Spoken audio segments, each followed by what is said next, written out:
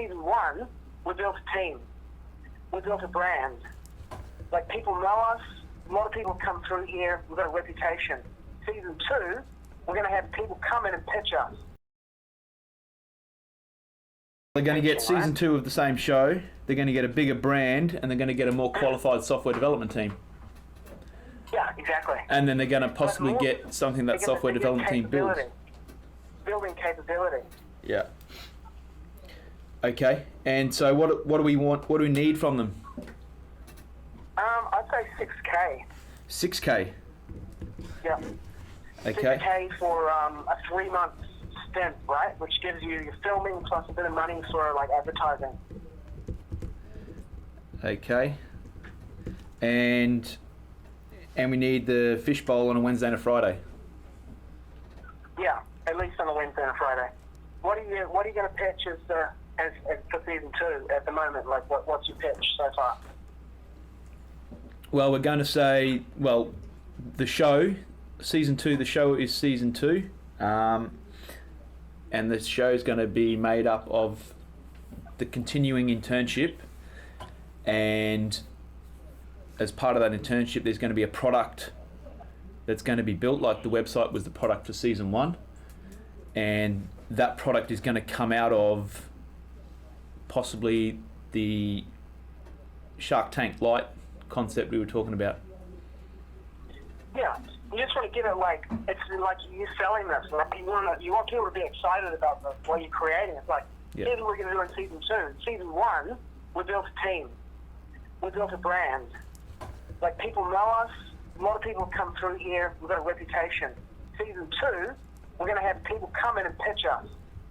Lani from Cisco's got people lined up that he's mentoring who have ideas. They're entrepreneurs, but they have no software development team. They're going to come and pitch us. We're going to build an MVP for one of these people. That's season 2. Yep. That's a winner. Hi folks, I'm Darren Rugen. I'm here talking to you about Bragger, which is a pitch event. As you know, it's hard to pitch. It's difficult to get into a scenario where we can actually put in a room with 20 to 30 people. It's not something you can artificially create. So I've noticed through my career and being involved in startup accelerators and co-working spaces like River City Labs that I'm in right now, that a lot of people struggle when they move from that 10 to 15 up to that 50 to 100 people room. So what I try to do with the startup Bragger was to create a no-field room that allowed people to come and practice those pitching before they get into other events like River Pitch, where I'm actually pitching in front of a room full of 100 people. And some of those teams who are at Bragger are actually going to probably end up going through the selection criteria and pitch in front of a room of investors. So if you're interested in doing that stuff, then maybe you should check out these pitches and you should attend the next one. Yeah. So we're pitching for a season 2 of our YouTube show for the internship. So when you say you're pitching, who are you pitching to? What's the audience? There's desired outcome. Investors. Yeah, there's 2, the JDP founder and the Just Media Design, or they're co-founders. So 2 guys who are in the same building as us. The previous investors from last season. So that's the people, but so what is their ownership role in this venture? Are you looking for what's the outcome that you're looking to get? We want $6,000 so we can fund the filming of it and do some advertising of it, and basically the use of the room we've been using for season 1. Right. Okay. So you're trying to get the funding for this program for season 2. Yeah. Right. Okay. Yep.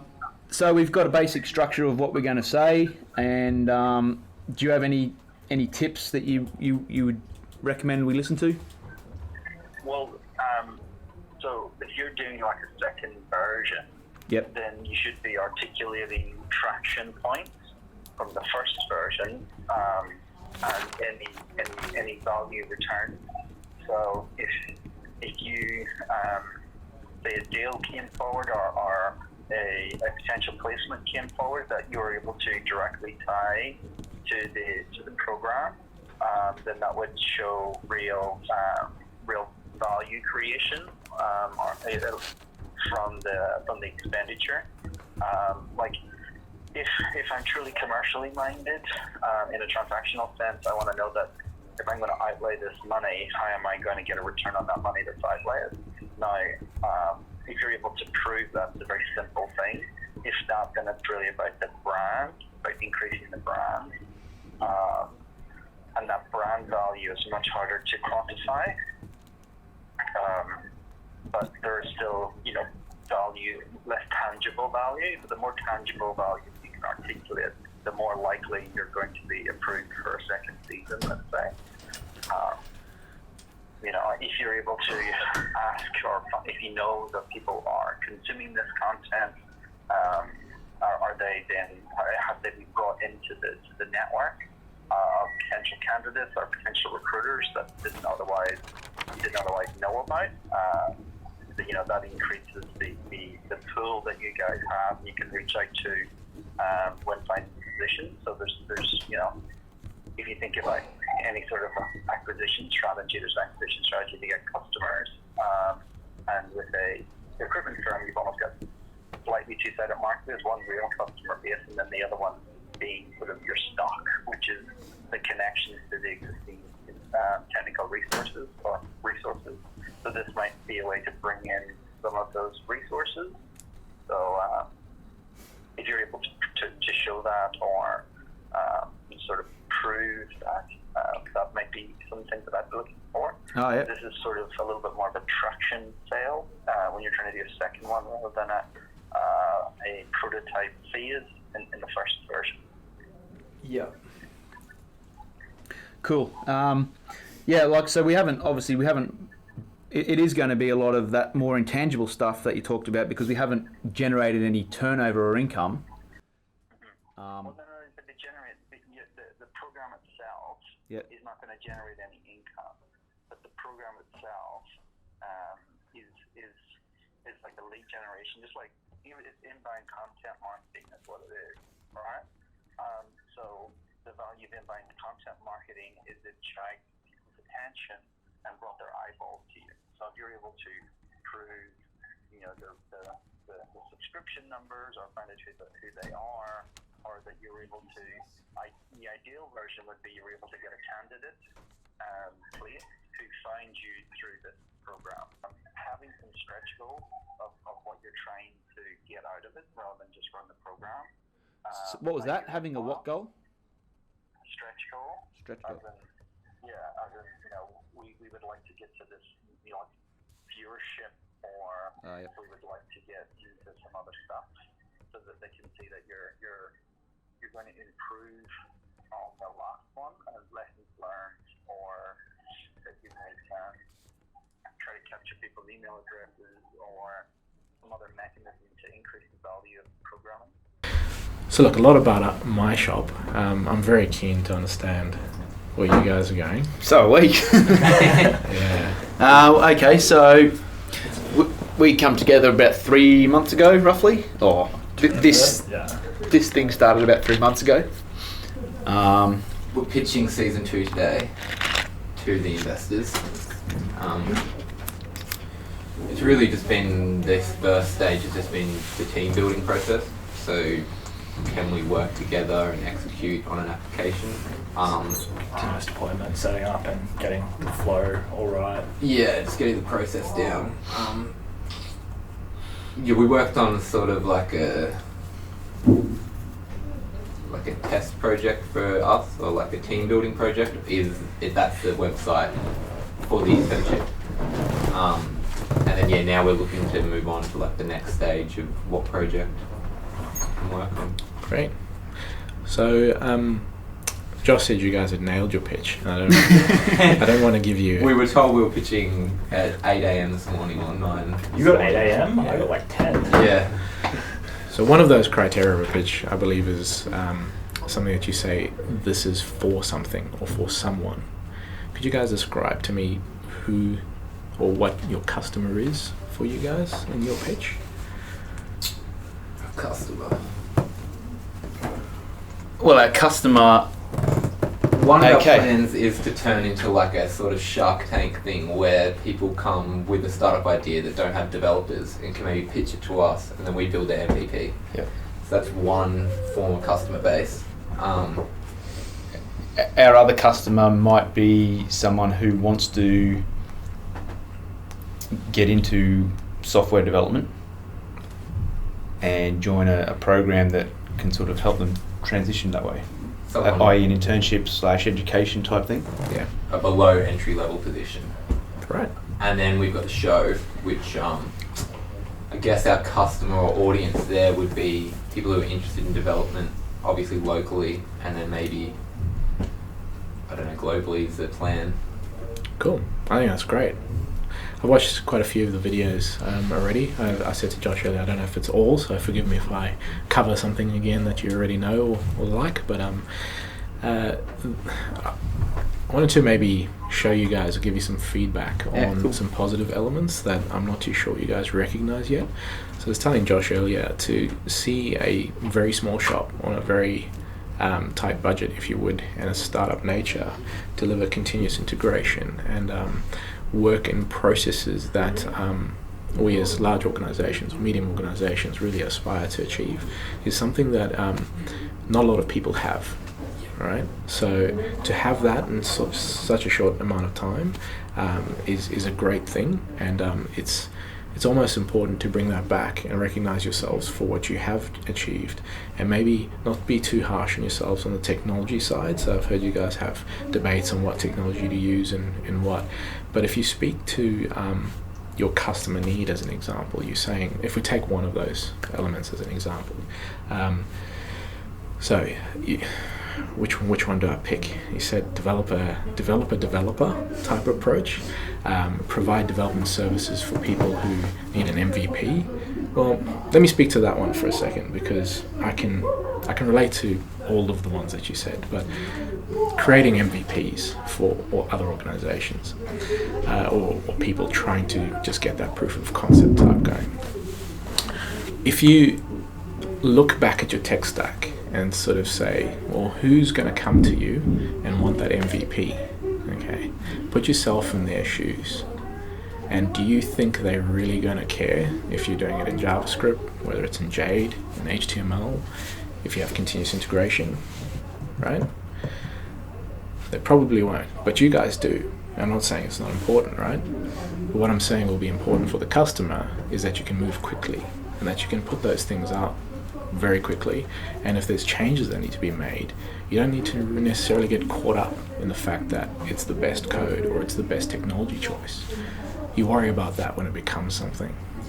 Right? So you can appreciate the fact that you've got this technology stack to help you, and that's getting you guys to work as a team, but then just put yourself in the customer's shoes and run those ideas through. You really got to be in a lightweight prototype cycle yourselves to be able to go through it, and you almost need to be equipped with proof of concepts yourself. So you've got your website and you've got like the videos, which is kind of, Josh and I were talking about it before, it's kind of like your BAU. This is something you just have to keep up with now, but maybe that starts to become a liability for you guys, right? Where you're looking at this pretty soon and you're going, all right, so we've got our first customer on board. He wants an MVP by next week because he's got a tight deadline to meet for old Steve Baxter, who wants something, right? He's a pretty hard guy to impress. He's got different guys knocking on the door all the time. So how are we going to keep up with this video whilst we're trying to get this stuff done? And we've got all these other things to balance. So it's how you maybe test that and come back and think about it differently. So maybe you guys don't need to burden yourself so much with the videos. They still need to happen, but you can flip it around. Can you get other people helping you with the videos in a way that's helping them but contributing to what you've already created? It's an example, right? I don't want to flood you guys with ideas and say you should do this and you should do that, but it's unproven as well, so you need to go through those and learn from them, and don't necessarily see things as failure points. You got to take the success out of every situation, do that again. So if you're doing retrospectives, keep doing the stuff that works, don't do the stuff that doesn't work. Okay, and not necessarily just from a technical standpoint. Yeah. So, well, I don't think. Are you saying the videoing is not really a burden, like YouTube type stuff? So you're just making a general point that identify what works, go with that, and leave the other stuff. So is your perception that the YouTube stuff's a distraction? Is that what? Certainly not at all.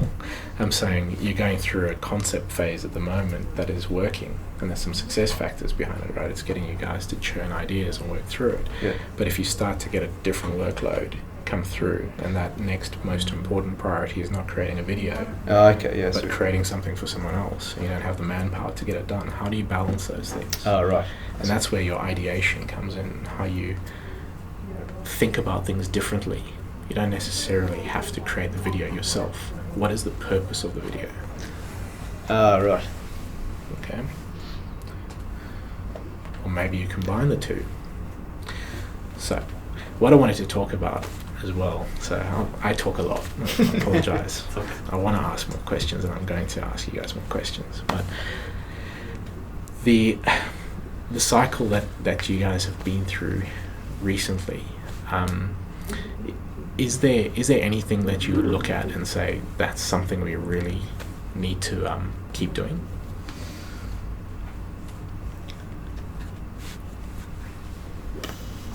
The cycle that we've been through, the cycle is in the whole 3 month thing. Everything you've done to today. Is there something that stands out that we definitely must keep doing? Yeah. Continuous integration. Yeah, So absolutely. the second we got that working, our productivity tripled easily. That combined with like sort of our Scrum sprint planning was like That like the second day after we got continuous integration working and we worked out how to actually properly like use it, we'd get flow. I reckon we would have done half the side. What's your milestone? What's your mission right now? We don't have one. as a group. Well, our mission right now is to get funding for season 2.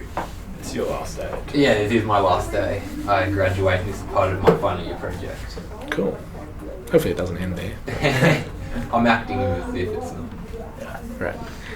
So I heard your guys' statement, your mission statement as, and things can change, but I saw a statement of you needed to achieve 30,000 subscribers Yeah, to YouTube. that was one way to gain funding for season 2. Right. We kind of pivoted since then. So would you call that a success or a failure? Call it a pivot. Our attempt at getting 30,000, that was definitely a failure. Possibly. Strategic. What would you Change keep of doing plans. in what worked for you there?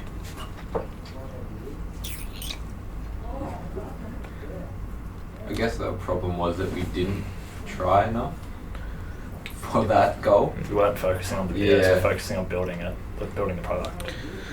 Yeah, this is where, as developers or people who go through the software development cycle, we're problem solvers, right? So it's either an on or off switch. I either did it or I didn't. And I look at what you guys have achieved, and you got 2,500 views on YouTube. That's not a failure by any means. You didn't get the 30,000 subscribers as you wanted by the time frame, but you were able to achieve something, and you've got a conversion. You got a piece of information that was like you got 40 odd subscribers based on 2,500 views. So you might think it's a failure, but you got some element of success. Right? And you should always carry those successful elements over to the next thing. So if you go out and you want to get an MVP over the line for someone, if that's the nature of what you're doing, and the first one fails, are you going to stop doing it? The first one is in their business or our product. The first MVP that goes in front of Steve and he's like, nah, this is rubbish. It's one of those fails. It's the first one ever worked. Yeah, but it could be the whole concept, right? Doesn't okay. even need to be a technical thing, Oh, okay. right? So you got to keep on taking those learnings and keep on churning them through. Whereas taking the 2,500 views and saying, well, why didn't we get the subscribers? So if you go out and you try and say, well, okay, in order to get to this investment opportunity, I need to get 4 different MVPs going over this next period of time, but you might not get any again. So where is that next pivot point? Is it after you try for the next 3 weeks and it doesn't work? Do you then shift to going over to software development mentoring and getting people through that internship cycle again? Like, what's that investment opportunity? What is the yield out of that? How long can I run with that for? So it's been quite fluid, and there is a balance. I heard a video before on, you can't you can't just throw something away too early, and you can't sort of work on it forever. So you got to sort of keep on testing that viability as well.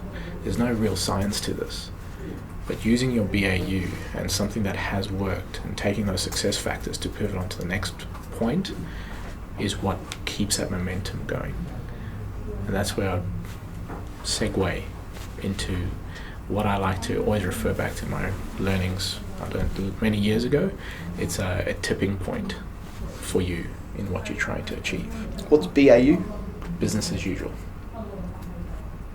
Just something that you become very good at doing or become stock standard, and you should just do it anyway. Okay? Just keeps you going. So that tipping point concept, I don't know if you guys have ever seen the imagery, but it only takes a quick Google search to find it. There's two components to it. One is, at the moment, you guys might feel like you're pushing a big boulder up a hill, right? Everything's unachievable. It's really hard to do this. How do I build momentum to get this thing up the hill? I'm the only one pushing. There's not enough people. I've got other things to do than push this boulder up the hill. Right? Would you guys relate to that? Yeah.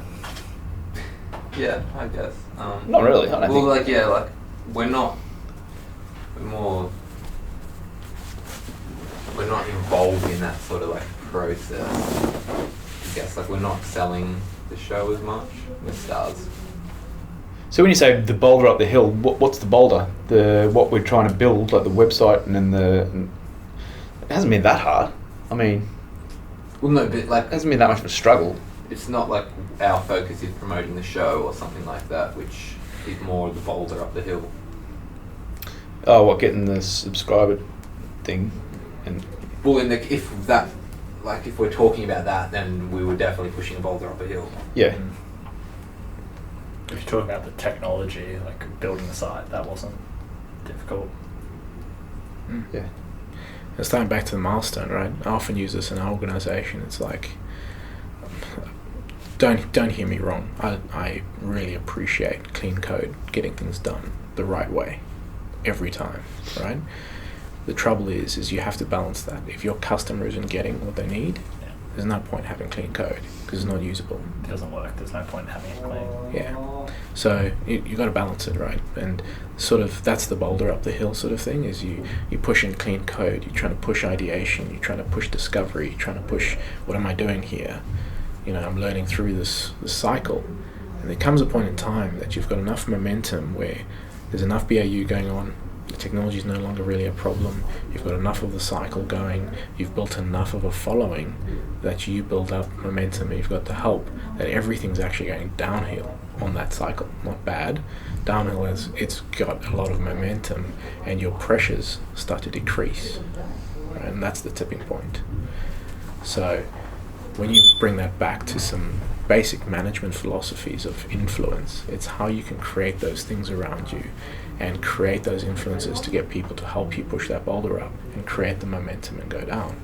So what's important to me and what I'd say would improve the experience for you guys is really getting in tune with who your customer is and what you're trying to make, because I don't think that's clear to yourselves yet, and I know it's hard to see, but it's there, and it's there. There's a lot of it there. There is so much of it there. Do you know the answer and you're just not telling us? I know I could be one of your customers. Okay. And how would you be one of our customers? You just said it. Yeah. I have MVPs to deliver. Yeah. I have software developers I look for. Alright? So you have plenty of service streams. Yeah. But you've got to look at the landscape and see what works and what doesn't work. It doesn't always just start with what you guys are doing. Startups either can find a gap in the market where you're trying to, change the way you do business, or you can be methodical and sort of work through a problem state. So if you look at an example, if you said, who would you be competing with if you're doing MVPs? Who is your competitor? Other development companies? Sure. And what works for them? Having a strong team? Right. So do you need to challenge that? Do you need to do it differently? I guess our competitive advantage would be price. Then we're mostly looking to do it for free at this stage. Yeah, and then you've got different competition, like you can offshore that, right? Yeah. And then that's very cheap. Might not be the right option, but it's cheap. So why straight to competitive advantage for you? So you're talking about things now that you can give back to people. Why am I interested? Why would I watch your video? If you showed me how to run a hackathon, I'd watch your video. If you talked about JavaScript or HTML, I'll probably, yeah, I can get that off a Google search. Yeah. But again, that's me. You've already got me as a subscriber. Yeah. What else would appeal to people? It's awesome. And you've got some tests. You talk about MVP. Put it out there. Say, guys, can we help you with your MVP? Might just go away. Say, doesn't mean you never do it again. Just says you shelve that one. The harder the situation, the more you're going to work from it. So I heard from your sentiment there that the last one was seen as quite easy, but you didn't get your milestone. Yeah. Well, we didn't get one of our milestones. So build a website was one of our milestones as well. But why? For what purpose? Proof we could. Build a successful development pipeline and team. So the business hat of me says to generate 30,000 people in your community. Okay. Now you just have a website that's not really doing anything. No criticism. Yeah. Right? No, yeah. You guys are doing yeah. awesome stuff. I'm just trying to say, you're going in and you're going to pitch to investors to want to buy your stuff. Say why? We need to, well, I need to, I think a personal thing is not focus so much on the failures and focus more on what we do right and those things. But I see that as more of a personal issue. We need to highlight our success a bit more on the website instead of like, we comment a lot on what we did wrong. We need to comment more on what we did right, be a bit more positive about it. Think maybe a bit more laterally of there's more people we could serve in season 2 and just the YouTube universe.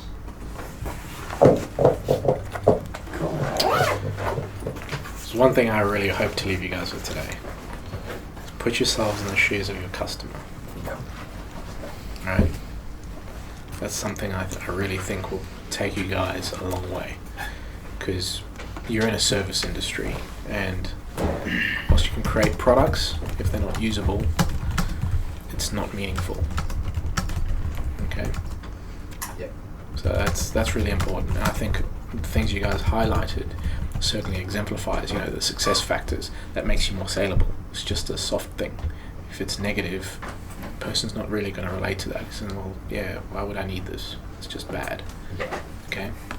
But it's putting it forward and saying, hey, I can give you this, we can achieve this, and circulating the successes to keep you successful, and then putting yourself in that person's shoes of what they need so that you can give them that service, and then they're going to keep coming back, and you'll get that tipping point happen, and you'll find the momentum will come. You get enough people dancing the dance, you'll all be doing it.